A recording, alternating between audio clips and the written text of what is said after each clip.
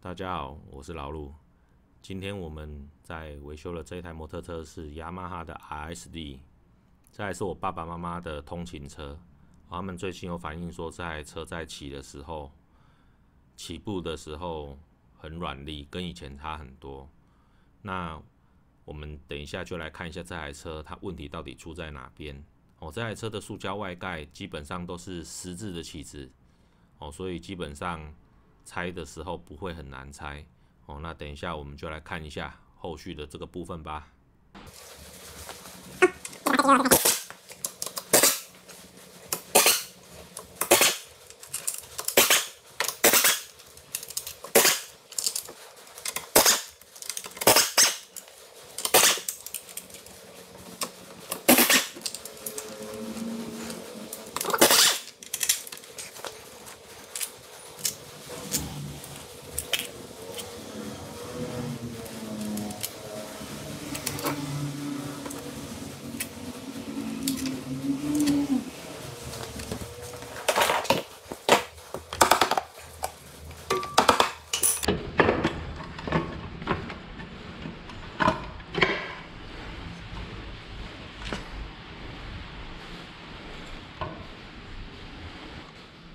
还有它低速不好的部分，看一下，它的皮带居然跑到很前面去，有没有？所以这个前普利的部分应该要垫垫片才对。只是这小前垫片我不知道有没有。前17后17的套筒。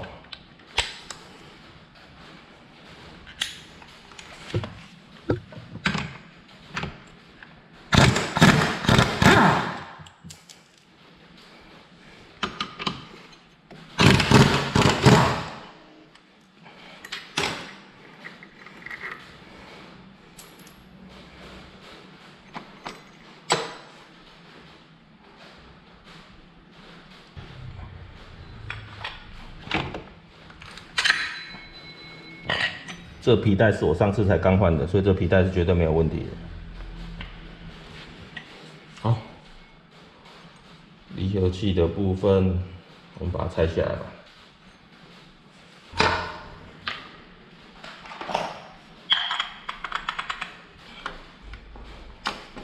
OK， 这是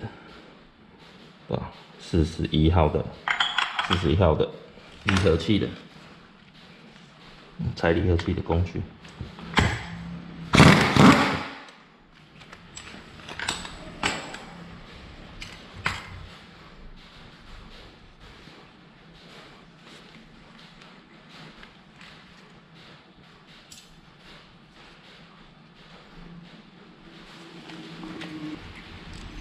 这个开闭板在开的时候，我们离合器先把它装上去。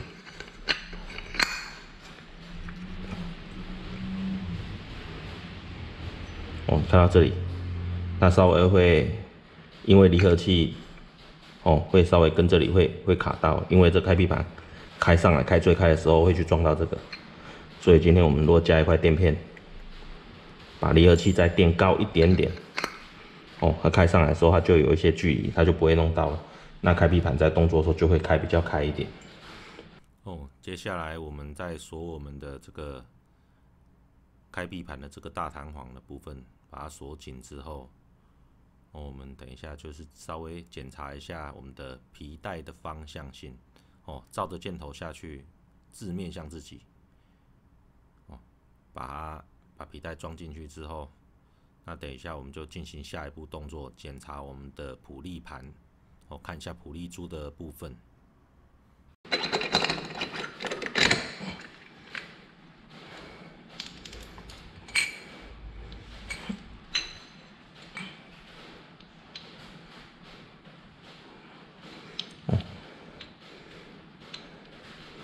这个珠子都吃钩了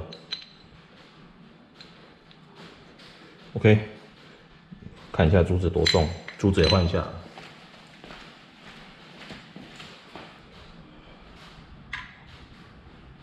6.5，RS 原厂充的是6.5。6.5的柱子。